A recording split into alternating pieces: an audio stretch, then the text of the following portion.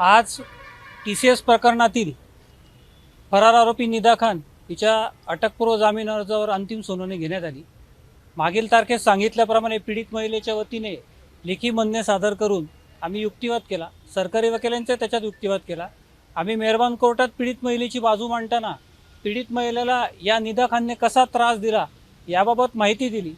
या केसमध्ये तपासादरम्यान असं निदर्शनास आले की ही तीच निदा खान होती की जिने या पीडित महिलेला बुरखा घालायला लावला, तिला मास्क खायला लावलं, तिला रिलिजियस कलमा पडायला लावला आणि त्या जर पडल्या नाही तर ती जहन्नुममध्ये जाईल असं तिला प्रेशर डालण्यात आलं।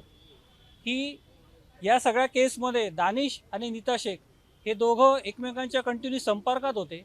आम्ही कोर्टाला असं सांगितलं आहे की या सगळ्या प्रकारात दानिश आणि निदा खान हे संपर्कात असल्यामुळे यांनी संगनमताने हा सगळा गुन्हा केलेला आहे आणि त्यामुळे अशा प्रकरणात कुठल्याही प्रकारचं तिने जे काय गरोदर असल्याबाबतचं जे कोर्टासमोर विनंती केली होती की गरोदर असल्यामुळे मला बेल देण्यात यावा, आम्ही कोर्टाला सांगितलं आहे गुन्हाचं स्वरूप बघतात या प्रकरणात निदा खानला कुठल्याही प्रकारचा अटकपूर्व जामीन देण्यात येऊ नये अशी आम्ही कोर्टाला विनंती केली आहे। कोर्टाने दोन्ही बाजूचा युक्तिवाद आज ऐकला आहे आणि 2 मेला याच्यावर अंतिम निर्णय जो काय असेल तो कोर्ट जाहीर करेल। तिची अटक का महत्त्वाची वाटते तुम्हाला निदा खान?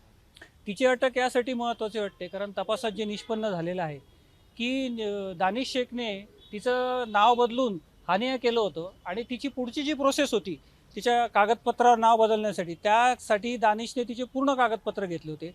तपासात हे सगळे कागदपत्र दानिशच्या कस्टडीमधनं रिकवर झालेले आहेत आणि तपासात हे निष्पन्न झाले की मालेगावची कुठली टीम आहे की हे सगळे धर्मांतरणाचे सगळे कागदपत्र बनवते आणि ते बनवल्यानंतर तिला 2 वर्ष मुंबईला ठेवून त्यानंतर पासपोर्ट बनवून कुठेतरी मलेशियाची त्याच्यात लिंक आलेली आहे हे नंतर तिला धर्म परिवर्तन करून कुठेतरी पाठवणार होते।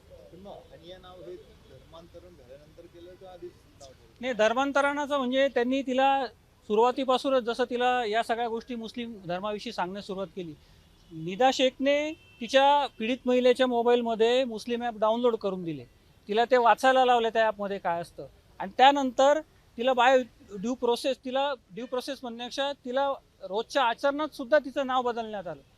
म्हणजे थोडक्यात एक प्रकारची ती धर्मांतरणाची प्रक्रिया सुरू केली होती असं म्हटलं जाईल। आणि मुंबईला का बरं ठेवणार होते? मुंबईला यासाठी कारण पीडित महिलेच्या घरी या सगळ्या गोष्टी काही माहीत नव्हत्या।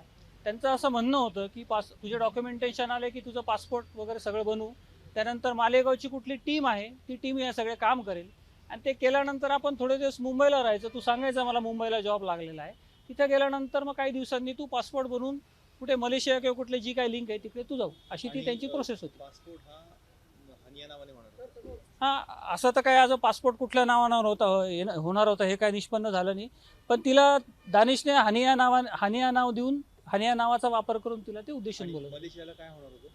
मलेशियाची लिंक अशी सापडली की तिला पुढे तुला मलेशियात आम्ही नोकरी लावून देऊ वगैरे असं तपासात निष्पन्न झालंय।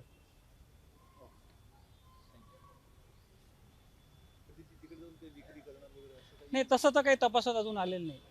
त्या प्रोसेसमध्ये असतानाच ही सगळी FIR झालेली आहे आणि FIR झाल्यामुळे पुढची जी काही प्रोसेस होती, समजा तिचं त्या नावाने पासपोर्ट बनवणं, कागदपत्र येणं, ही सगळ्या प्रक्रिया थांबली गेली आणि हिने कंप्लेंट केल्यामुळे अजून 7 महिला पुढून त्यांनी FIR दिली। आता ते दानिश सोबत लग्न होणार होतं, त्याने आश्वासन दिलं होतं, ते तिला कळालं की ऑलरेडी लग्न झालं, त्यामुळे मलेशियाला पाठवणार होतं असं काही? नाही, मलेशियाला पाठवलं नाही या विषयाचा काही संबंध नाही। मुळात तीच केस होती की ते सगळ्यात शेवटी कळालं की दानिशचं लग्न झालेलं आहे आणि दानिशचं लग्न झाल्यानंतर जेव्हा सगळ्या प्रकरणाची सत्यता कळाली त्यानंतर ही सगळी FIR उघडकीस आली।